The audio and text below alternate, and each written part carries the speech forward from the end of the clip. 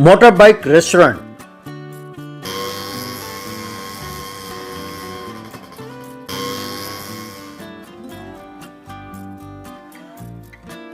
गुरुग्राम नाम के गांव में पुरुषोत्तम नाम का व्यक्ति शादियों में, ब्याहों में कैटरिंग का काम करते हुए एक रेस्टोरेंट चला रहा था। एक दिन पुरुषोत्तम और उसका बेटा व्यास रेस्टोरेंट के पास थे कि तभी पडिक्कल नाम का एक व्यक्ति उसके पास आया। नमस्ते भैया, रेस्टोरेंट कैसे चल रहा है? सुना है कि आजकल तुम्हारा धंधा एकदम ठप है। अरे यार, जब तक अपने साथ ही रहकर अपने ही पीठ पर छुरा घोंपने वाले दोस्त हों तो धंधा तो ठप होगा ही ना। देखो भैया, तुम मुझे गलत समझ रहे हो। अरे तुम्हारा टाइम बढ़िया था तो तुम्हारा धंधा चल रहा था। अब वक्त मेरा है तो मैं धंधा कर रहा हूँ, बस। जब मैं धंधा कर रहा था तो ईमानदारी से कर रहा था। जो लोग मेरा खाना पसंद करते थे और बुलाते थे उन्हीं के पास जाता था। ये बात तुम भी जानते हो। लेकिन तुम मेरे पास काम करते हुए मेरे ही खिलाफ गलत प्रचार करके मेरे सारे कस्टमर्स को अपनी ओर खींच लिया। तुम्हें शर्म नहीं आती? अरे भैया, इतना सा झटका तुम नहीं सह पा रहे हो तो अब जब ये होटल का मालिक आकर तुम्हें एक ट्विस्ट देगा तो तुम क्या करोगे? तभी होटल का मालिक तिवारी वहां पहुंचा और भैया पुरुषोत्तम, तुम्हें तुरंत होटल को खाली करना होगा। मैं अब इसे पडिक्कल को किराए पर दे रहा हूँ। पर भैया ये गलत है। मैं तुम्हें हर महीने किराया सही टाइम पर दे तो रहा हूँ। ऊपर से अगले 5 साल तक का लीज का अग्रीमेंट है अपने पास। क्यों भैया, तुम किसके साथ लीज और अग्रीमेंट की बात कर रहे हो? अगर एक हाथ लग गया तो तुम सीधा चांद पर पहुंच जाओगे। देखिए भैया, आपको इतना तकलीफ उठाने की कोई जरूरत नहीं है। हम इसी वक्त होटल खाली कर देते हैं। तब पडिक्कल और तिवारी वहां से चले गए। उसी रात को माँ देवी व्यास से, अरे बेटा, उस तिवारी को समझाने के बजाय तुम दुकान खाली करने के लिए क्यों मान गए? अभी तो केटरिंग का भी कोई काम नहीं है अपने पास। अब ये होटल भी हाथ से चला जाए तो हम जिएंगे कैसे बेटा? माँ, तुम इसकी चिंता बिल्कुल ना करो। पिताजी के लिए मैं एक मोटर बाइक रेस्टोरेंट तैयार कर रहा हूँ। जब वो रेस्टोरेंट बन जाएगा तब हमें किसी को किराया देने की भी जरूरत नहीं पड़ेगी। पता नहीं बेटा, जब से हमारी शादी हुई है मैंने तुम्हारे पिताजी को यूँ खाली बैठे हुए कभी नहीं देखा। कुछ भी कहो, उस पडिक्कल कमीने ने पिताजी को बहुत जोर का झटका दिया है। उसको सबक सिखाना ही होगा। माँ, तुम ज्यादा सोचती हो। अपने आप सब ठीक हो जाएगा। वैसे हमें धोखा देने वाले को कुछ नहीं करना चाहिए माँ। हमारी तरक्की ही उसके लिए सबक होगी। अगले दिन व्यास मोटर बाइक रेस्टोरेंट को लेकर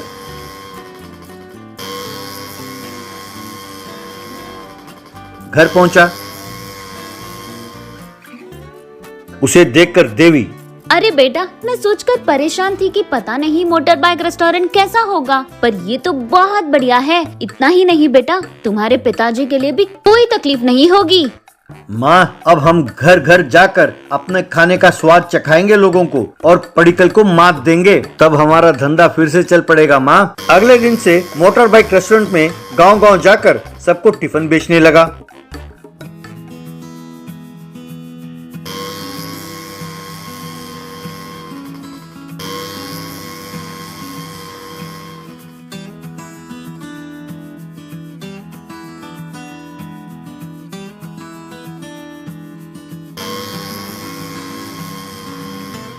उसे खाकर लोग पुरुषोत्तम की तारीफ करने लगे। व्यास से एक कस्टमर, अरे वाह, तुम्हारा खाना इतना स्वादिष्ट है और वहाँ पडिक्कल सबको बताता फिर रहा है कि तुम्हारा खाना बेकार है। साहब, वो एक धोखेबाज है। वो मेरे पिताजी के ग्राहकों को खींचने के लिए झूठ बोल रहा है साहब।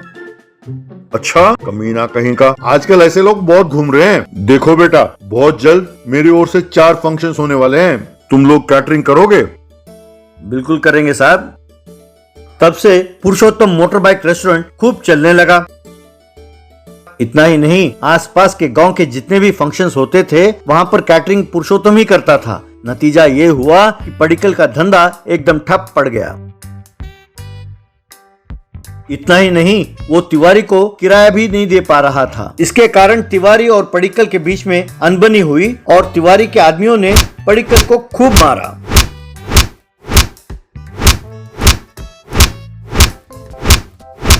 अगले दिन तिवारी पुरुषोत्तम के पास आया।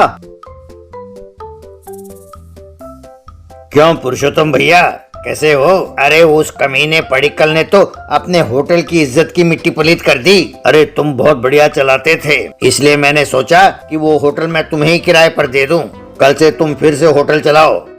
अरे भैया, पिताजी की उम्र बढ़ चली है, अगर कभी आपको गुस्सा आया और आपने उन्हें चांद पर भेज दिया तो फिर हम क्या करेंगे भैया? हमें आपकी दुकान नहीं चाहिए। थैंक्स भैया। अरे बेटा, लगता है तुमने बात दिल पर ले ली है, एक बार फिर सोच लो। नहीं भैया, हमें नहीं चाहिए, छोड़ दो। ये सुनकर तिवारी गुस्से में वहां से चला गया। तब से मोटर बाइक रेस्टोरेंट चलाते हुए पुरुषोत्तम और व्यास खूब आराम से जिंदगी काटने लगे।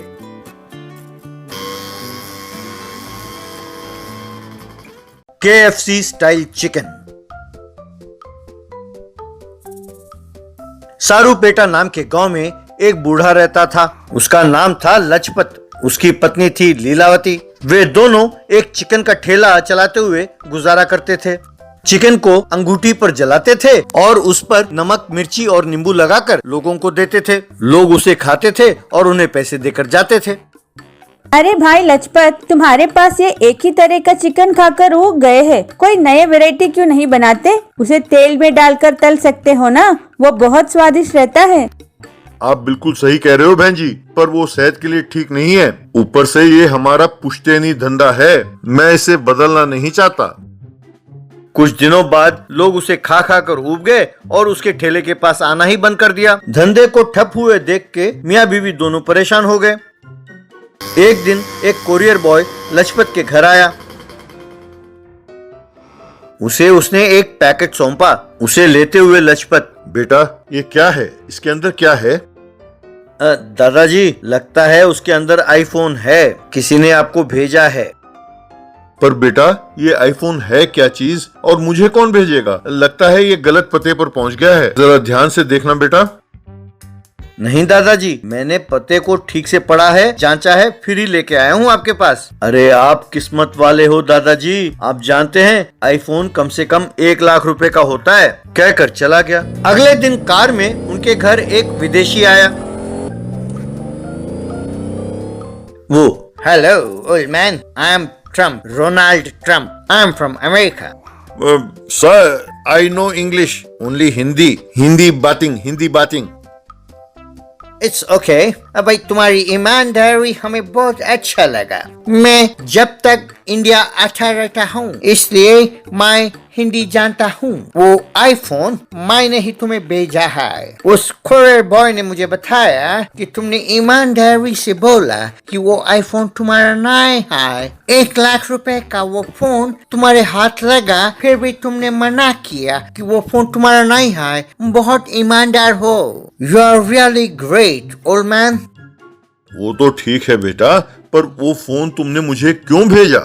मेरी तो कुछ समझ में नहीं आती।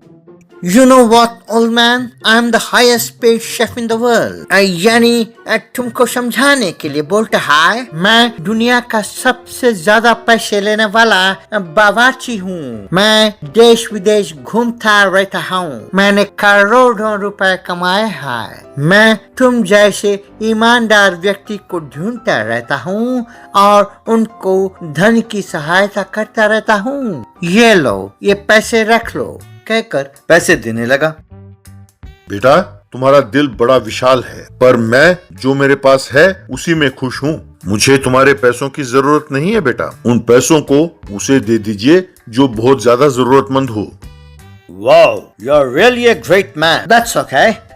तुम क्या करते रहते हो? तुम्हें कोई और प्रॉब्लम है? तब लजपत ने उसे अपने बारे में और अपने धंधे के बारे में पूरा विवरण दिया।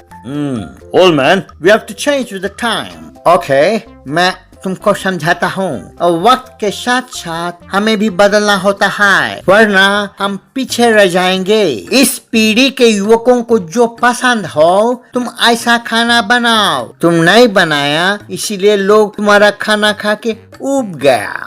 तुमसे किसने कहा कि ऑयल का इस्तेमाल करना अच्छा नहीं है? क्यों? हम पूरी बनाता है, तेल नहीं डालता है, क्या वो सब हेल्थी नहीं है? ये सब गलत प्रोपेगेंडा है। वो इडियट है, वो लोगों को भटकाता है। ये इस बात पर डिपेंड करता है कि तुम तेल कितना इस्तेमाल करता है, कितनी बार इस्तेमाल करता है। अब मैं तुम्हें बताता हूँ कि तुम्हें चिकन कैसे बनाना है।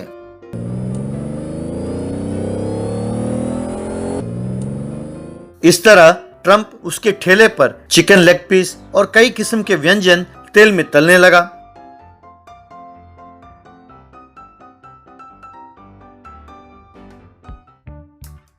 वो तो फुल चिकन भी तेल में तलने लगा। उसने लजपत को सिखाया कि उसे कैसे बनाते हैं।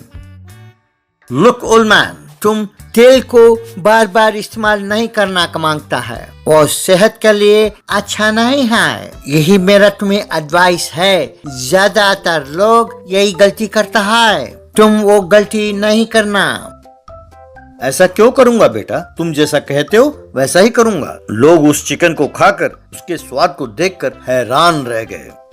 अरे वाह, ये क्या? ये चिकन लेग पीस इतना स्वादिष्ट है। चाचा, मुझे एक और पीस देना। अरे वाह चाचा, ये तो एकदम KFC स्टाइल का है। बहुत बढ़िया। अरे वाह, मजा आ गया। अब तो यहाँ आए बिना मैं एक दिन भी नहीं रह सकता। ये बातें सुनकर लजपत बहुत खुश हुआ। बाद में ट्रम्प ने उसे बाय कहा और अपनी कार में वहां से चला गया। तब से लजपत खुश होकर अपना धंधा करने लगा।